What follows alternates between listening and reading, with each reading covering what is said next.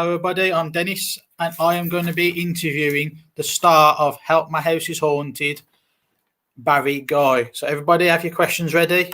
Here he is. All right, Barry. Hi everyone. Hi Dennis. You all right? I'm good, thank you. How you doing? I'm doing fine, thank you. Where are you investigating tonight? Well, I'm at the Kelvedon nuclear bunker in Brentwood, Essex. There's the entrance here. You can see behind me, and there's no Wi-Fi in there other than past like the first bit. So I'm not going to be able to tour anyone in there at all. I literally have to stay out here with the mosquitoes. No worries. Have you got any idea what you're going to do the rest of the year, or what you're going to do Halloween first of all? Halloween. Well, Halloween. Well, it's our daughter's 18th birthday, so I'm staying home. I'm working. I'm going to be doing the dad thing. We're going to be having family time, celebrating her 18th birthday. Fair play, fair play. What you got planned for the rest of the year, event-wise? Obviously, with all the pandemic going on, it's a bit difficult. I know it's been a bit of a nightmare, isn't it? So everybody's had this same situation. Now I've got a couple of events coming up. I've got one in Reading. I've got one in near Milton Keynes at the former Hatton Court Hotel, and then another one at Fort Amherst later on in December. And obviously that'll is dictated by the whole COVID lockdown scenario, I guess. But this year is going to remain fairly. And we'll see what happens next year. Fingers crossed. There's big plans coming from January. Wicked. Have you got any workshops you got planned? I have. During lockdown, I decided I would do some kind of paranormal workshops. And I think I've delivered almost like 20, 25 workshops. And I'm going to be redoing them again. I just think that for the next couple of weeks, I'm pretty busy with events and other things. And then as soon as that happens, I'm going to be running workshops again. So they've been really popular. I've had lots of, the same guests attend every single week, which has been fabulous, and different subjects, everything from reincarnation to ghosts and poltergeists, urban legends, myths. I've done one on demons and angels. I've done one on Help My House is Haunted and favourite locations and things. And I've tried to mix it up a little bit. I'm not an expert on a lot of these subject areas, but I do a lot of reading. I do a lot of research, and I put together my interpretation of these things. And I think that that's really important, because it's not just a workshop where I'm just talking at people. My guests are there to learn stuff, but also to interact with each other and learn from each other. So they're asking questions, and I get them involved. The one I did, was it last week, the week before last? I think it was on ESP and telepathy, and it was really, really cool. It's probably my favourite workshop I've done, because I did a couple of experiments, live with the group. One was a Xena card experiment, testing. What card am I holding up? Is it cross, wavy lines, that kind of thing. And that was interesting in itself, in terms of how many people were able to guess the answers against how many people that seemingly had a better result than chance.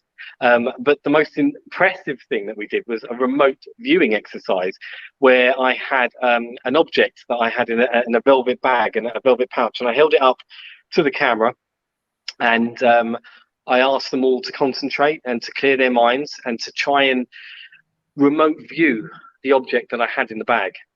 And one member of the group out of 30 got it absolutely 100% correct. It blew me away. All right. You can imagine, I was like, how the hell did you pick that out of any object that that I could have possibly put in there? It was exactly the same color. It was a crystal. It was a tiger's eye crystal skull that was probably about 1.5 inches in height and about 1 inch across. And she picked it out. She drew it and sent it to me. I posted it on my Facebook page for everyone to have a look at. But the wonderful Chris Fleming, my co-presenter on Help My House is Haunted, he also did a video recording of something that he had in a bag, and he said, right, show them this and see if they could do this remote viewing exercise on this kind of. It was an experiment to test whether or not there was some non-locality communication in terms of being able to remote view, but an object that he recorded in the past. Whereas I did mine live, he recorded it, sent it to me, and then I played the video, and then I revealed what was in the bag. And guess what? Somebody also on the course got his object correct as well. Same person? No, different person. Isn't that good? That's wicked, that is. It was an amazing experiment. I've never done that before, and I just think I'm going to do it again. I'm going to do a whole ESP live experiment, I think. Yeah, definitely. That's something I definitely want to be a part of for the next one. That sounds cool. We've got a question here. First one's from Sharon. It's what's your favorite location and why?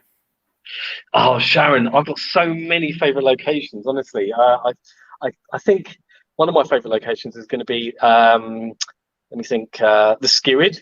And I know Jane went there recently, and that had a kind of lockdown experience. But the Skirrid Inn in Abergavenny, Wales, it's an amazing place. I really loved it. It was just beautiful, and it had a lot of atmosphere and energy. And I caught some cracking EVPs there. I think the question is quite hard to answer because I've been to so many different places, and each place is different and unique. Spiritual energies that reside there are often very different. Some are scarier than others. Some are more benign. Some are more interesting, and when you have to dig a little bit deeper. But there are so many. I think I've enjoyed every single one I've been on. I don't think anyone really stands out as being the best. Although Kelvin and Bunker is a creepy place. I just heard footsteps coming up the corridor, but there's no one there. Look. There's my face. Okay, there's no one literally here, and I heard someone walking up. Never mind. It is a creepy place, and I've had lots of experiences here over the years. But Sharon, I tell you what, there's so many really good locations out there, and I haven't found one that I think stands out to me as being the best ever place. There are so many, and that's a really hard question to answer.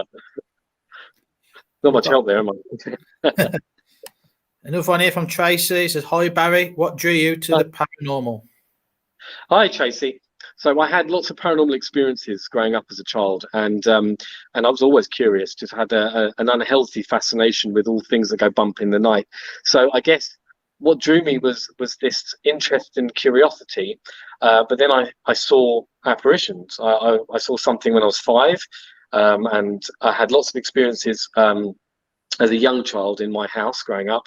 And when I was 19, I saw this full-bodied apparition of a little girl standing beside me. And although it freaked me out, it was clear to me that there is definitely something worth investigating. And that kind of, together with films like and everything, I mean, I'm an 80s child, and I guess that drew me into the paranormal even more. So I think it's personal experiences, as is the same case with lots of paranormal investigators out there. And I think that the curiosity I had watching movies, reading books, researching anything I could before the internet, it really did kind of spur me on. And I'm glad it did, because it's a fantastically brilliant field to be involved in. And to have so many experiences that I've had is truly a dream come true. Wicked. We've got a few comments here who are saying how great your workshops are. We've got Helen saying, I've loved all your workshops, Barry. Can't wait for more. God bless. Well, Helen's fantastic. Yeah, sorry, go on. That's right. Another one there. Agree, Kelly's workshops are brilliant. And yeah, you got a lot of fans for your workshops, so I'm looking forward to the future ones to come. So all the people that have been attending, they're brilliant. They're interested, they're keen, they ask really interesting questions, and they get involved. And I have maybe a regular group of around 20, 25 people that join every single week when I'm doing them, that is. And I feel bad that I haven't been able to put any on regularly. But it takes a lot of time and effort to put them together and to do the research. And sometimes, although I know a lot of content about, let's say, ESP and telepathy, I've read a lot over the years, well, I still have to do some more research to make it more up-to-date, contemporary and current and interesting. And I want to, drive people's interest forward. It's not just me chatting for an hour or 2 hours, it's got to be interactive. Yeah, definitely. Sharon's asked another question. What's your favourite piece of equipment and why? Well, Sharon, probably, as a lot of people know, my favourite bit of equipment has got to be the voice recorder, a digital voice recorder. I've been nicknamed Peking, but I think that's not because I'm better than anyone else at getting EVPs. It's that I bonded really well with my piece of kit, and I use the Olympus VP10 voice recorder, which looks like a bit of a pen, but it's fantastic. It's very accurate. I get some incredible results. So it's definitely the digital voice recorder, and it's because I am fascinated with instrumental transcommunication methods. And I think the EVP to me stands out as being probably one of the most interesting and eerie forms of evidence that you can get, apart from obviously videoing something amazing. But even then, you see, videos and photographs, they are easily manipulated and faked. And a lot of people, perhaps capture something that they think is paranormal when there are logical explanations for it. But I don't honestly believe that there is an explanation for some of the EVPs that are caught in real time in front of people, or when you're on your own or with your team, and you catch something and you play it back, and you can't. There's no explanation for the response that you've got. Clear class A, grade A EVPs that come through. It blows my mind. It keeps me hooked. The question here from Richard: will there be a new series of Help My House is Haunted? Enjoyed the first series. Good question, right? And it's one that I get daily. I reckon there's at least 10 comments an hour on my Facebook page asking when's the next series of Help My House is Haunted. So I can't honestly tell you when it's coming back. All I can tell you is it should be coming back, and I can give you a week. So let's wait and see. Hey, you're going to have to wait a few months, I think. COVID has basically caused production for most programs in this country and abroad to stop, pause, or be canned. And I think we're lucky enough not to be in a position where it's been canned completely. It's just been delayed. So I hope that soon you guys will be able to enjoy a third series of Help My House is Haunted, starring Chris Fleming and Jane Harris and myself. And just wait and see. I'm desperate to be able to showcase some amazing new locations and things like that. It'd be worth the wait. Hope so. Sharon's asked again, who would you like to invest with, past or present, past or living? God, you throw questions at me and I'm not ready for these. It's like, okay, who would I like to investigate with? Oh, I want to investigate with. Say again. Karen's saying her. Well, I've investigated with Karen, yeah, of course. I think I'd love to investigate with a lot of my, colleagues around the world that are, into the paranormal. Richard, he's Step. I think he's great. He's a great author as well. Zach Bagans, obviously he's the executive producer and the boss on Help My House is Haunted as well. But he's a great guy to investigate with, a great guy to work with, very knowledgeable and very experienced. And Patty as well. I know that she's just been on, but I've always been fascinated with her skills and abilities, and it would be amazing to investigate a location with the wonderful Patty. Awesome. Gary's got an idea through one of your workshops. Try photograph in a sealed envelope. Yeah, Gary. Hi, Gary. Anyway, that was one of the experiments I was going to do instead of an object. I thought I'd test the waters first with an object, but the photograph in a sealed envelope is kind of what the CIA and the military used to do in America to test extrasensory perception. But it's something that I'm going to throw in the mix, and I will be doing. I'll tell you what, I'll say it now. I'm going to do a live ESP workshop, and I'm going to do some experiments. So it'll be free on Facebook, and I want people to kind of get involved, and hopefully that will work. And it'll be great. I'm going to try that experiment. Thanks for that one, Gary. Cool. Kelly is asked, when are you coming back to Cornwall, Bodmin Jail and Jamaican Inn? Hiya, Kelly. That's Kelly Kennedy. Kelly Kennedy is the lady who got the remote viewing exercise correct at my last workshop. She's the extraordinary being who correctly identified that I had a crystal skull in a velvet pouch. The question, Kelly, about going back to Cornwall. Well, I love Cornwall. It's an amazing place, full of history, and I love history, especially when it comes to things like, your pirates, smugglers, and all those kind of foreboding places that like the moors and things like that. Now, I don't have any plans to come back to Cornwall just yet, although when I do, I will want to go back to Bodmin Jail, despite and I've never been to the Jamaica Inn, so that's one place I'm desperately looking forward to investigating, because I've covered it numerous times in workshops before. But Bodmin Jail is a fascinating place. Every time I've been there, I have become physically unwell, to the point where I can't investigate. I want to see if that happens again. Is it is it something to do with the energy that is there in that location? Because I can get out of the car and I can walk around the building for half an hour, 45 minutes, and then I become physically sick. So much so that on one occasion I had to sleep it off in the car, and I basically didn't investigate for 7 hours. So it's an interesting place. Whether or not there's a huge amount of energy that's there that resounds with me and affects me on a physical level, I don't know. But it is a place I want to go back to because it's amazing. It's very active as well. Linking that in with this question: have you ever been scared to the point that you've questioned carrying on? Yeah, that's a good question. I don't know whether I've been scared to the point where I've questioned carrying on, but the aftermath and the after effects of perhaps having attachments and bringing things back with me has questioned whether or not my motives are correct and whether or not it's safe for me to carry on doing what I'm doing. I've had instances where I've had attachments from locations. I don't know where they've come from, and despite protecting myself in ways that I feel are correct and right to do so, I've still managed to bring things home with me. And I've had, and they work on people in different ways, shapes and forms, but I don't know which location it was. It was definitely during the filming of the second series of Help My House is Haunted. And during the first season, when we investigated the Grey Street in Hull, that location, it didn't scare me, but it affected me on such an emotional level that it's the only place I won't go back to. And it caused me to become so emotional that it affected me.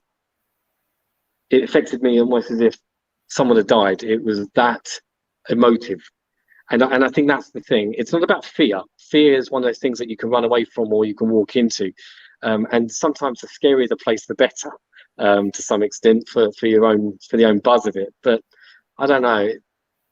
Good question, though. Difficult to answer. I don't think on a personal level I've been too scared to ever not investigate anymore. But I have definitely questioned whether I should carry on based on things that have happened to me.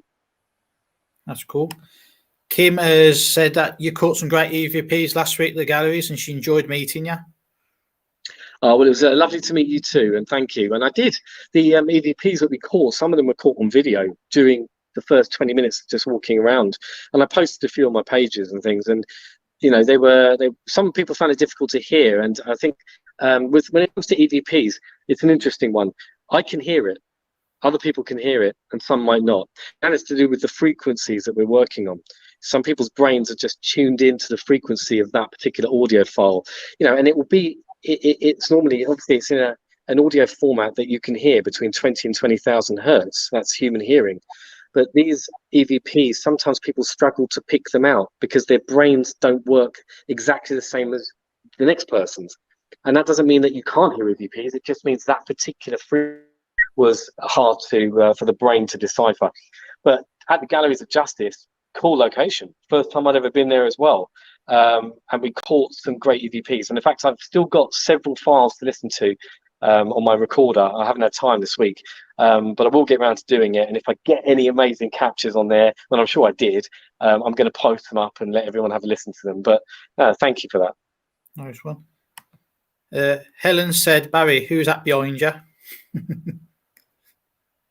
Yeah, well, I keep looking, but there's a car that's just pulled up, so I'm assuming it's one of my guests who's turned up early. But my wife and one of my colleagues is out there down the tunnel. They did walk past me a minute ago, but I was hearing noises, as in footsteps at the entrance there. That's why I kept looking over my right shoulder. And whilst I've been standing here talking to you guys, I am conscious of whispering, and I'm not claiming to be psychic. I'm just very good at hearing spirit voices for some. That's all right. That's all right. Right. Paul has asked, are there any places you'd love to investigate that you haven't been to yet? Yeah, there were loads. There's too many to even name because, there's thousands of locations around the world. I've definitely want to investigate the Queen Mary in the USA, and I've been near there and I never got the opportunity to go investigate it properly. But it's a place I want to go to 100%, and also Gettysburg as well, and some of the plantations like the Myrtles plantation over in the States. But equally across the other side of the world, in Japan, there's some locations there, in the Middle East as well, and also in Australia. So many places, and I think that the world has a lot to offer. But we are very lucky in England or the United Kingdom because of the amount of history we have available to us. The Romans and the Vikings, the Saxons, Normans, etc., and all of that layer of history that builds upon itself. You end up with a huge amount of residual energy, and that residual energy comes out through the fabric of the buildings and the land you're in. So when you have a new build, for example, and someone says, "Oh my God, I've just seen a ghost, it's haunted," well, it's probably to do with the fact that the new build is built on land that is ancient and old. And who knows, that land might well have been used as a burial ground or something like that. And that's what I like about, investigating here in the United Kingdom. I can hear my wife talking in a distance. You think it is? It is, I can see it now. Jen's asked, is there somewhere you wouldn't investigate again? Oh yeah, I do. Chillingham Castle. I want to go back there because it's such an amazing place. It was the first episode of season 1, Help My House is Haunted. Chillingham's great. It's full of curses and magic history, murder, and you've got an amazing amount of energy that's still contained within the building. But it's such a big place. It's hard to do it all, especially when you're only working on a night. And on TV, you get to see 42 minutes. We were there for 12 hours, but we still didn't do enough. And also Calverton Village. Calverton Village, which aired on the last episode. It's the first time I've been there. It's near Nottingham. And Calverton is so big and immense with so many different facets to that alleged haunting that it's... Did you hear that? There were footsteps behind me again. Shall I go? Calverton Village is a place that I definitely want to return to. I know Chris and Jane are keen to do it, and I've kind of spoken to a few of my colleagues, and it's not far, and I'm definitely going to go back there, and I'll do something there, just privately. Is there anywhere you wouldn't investigate? Oh, sorry, I didn't read the question, did I? I can't read it. It's on my phone. It's too small. Yeah. Yeah, well, I answered that one earlier. It was De Grey Street in Hull. Although lots of people go there, I don't want to go back there because of the way it made me feel. It's one of those places that torments you, seriously. It just affected me on an emotional level. I was so sad, so upset. I don't know if I can physically bring myself to go past the threshold of the door and investigate that location again. Joanna's asked, hi Barry, are any of your girls or your wife interested in the paranormal? They are, yeah. Well, my wife's a witch, and she's into the paranormal, obviously, in terms of the spiritual side of things and connecting with spirit and spells, magic, you name it. It's all part of it. But my girls, they're so used to what I do that they're kind of like, they say, Dad, are you on telly again? You're watching yourself on TV again, they say, and they turn it off. But they listen. They listen when I'm reviewing EVPs, and I give them the headphones. And they listen and they will say, Dad, no, it doesn't say that. It says this. And it's really interesting to see how people's brains work and the way they interpret the phonics and sounds coming through on some of those responses. And not all 7 of my daughters, obviously the twins are too young, but the 5 older ones, they're not all interested. They're more curious and fascinated. But I know that Freya, who's 10, and my oldest daughter, Kia, she's 18 a few days' time, they're the ones that are quite fascinated because they've had their own paranormal experiences. So we do have things that happen at home, and it's a matter of, I don't brush it under the carpet maybe as a father should and say, don't worry, there's no such thing as monsters. Well, I know that there are things that go bump in the night, and yes, there are things that happen in my home that are inexplicable sometimes, especially when objects move by themselves. And when my daughter's experiencing these things firsthand, some get scared, but the curiosity that I had as a kid comes out with them as well. So Freya definitely, and Ella as well to some extent, but Kia, my oldest, she's not scared. She basically says, leave me alone, get out of my bedroom, I've had enough of you. That kind of thing. Haunted Scares has asked, do you wish that one of the main UK channels would pick you up paranormal shows rather than fill it in with reality TV or talent shows? I 100% agree with you. I think that the mainstream terrestrial channels that we have in England, Wales, Scotland, Ireland, they should pick them up. I mean, I find it. Do you know what it is? It's because it's a niche area. It's a market that people aren't 100% comfortable with, and it doesn't draw in 8 million viewers a night like Strictly Come Dancing or X Factor or that kind of nonsense. So, Really Channel is the home in this country. It's the paranormal programming, and I think that's why anything to do with paranormal is going to do really well there, because that's where people know to go to watch those kinds of programs. If Help My House is Haunted was on Channel 4, BBC, ITV, whatever, we'd get 5-10 million viewers, only if 5-10 million viewers are interested in watching that type of program. The program itself has to appeal to the masses, and that's the thing. A lot of scared to watch something like Help My House is Haunted. They would rather watch Downton Abbey, and they to be honest with you, I think that, and I know some people would argue and say that, well, when the Borley Rectory program, or on Channel 4 when the Enfield Poltergeist haunting kind of mini documentary series came out, it was well received and there were lots of viewers, and I think that's a good thing. But I don't know whether a reality style paranormal shows like Ghost Adventures or Help My House is Haunted or whatever, I don't know if they would appeal to the general masses. But if anyone out there is watching this and works for Channel 4, ITV, BBC, whatever, then take a chance. Rerun one of those series and see what happens, or get it, or commission a brand new program, and let's get it out there, because it is popular and it's a growing audience. Didn't they try something with Celebrity Ghost Hunt on ITV2? Celebrity Ghost, yeah. That was on, wasn't it? Yvette Fielding did one, didn't she? Was it the Celebs Go Hunting? I can't remember what it was called. They've tried that. Right, Eddie from the team has asked, will Help My House is Haunted be releasing any official merchandise?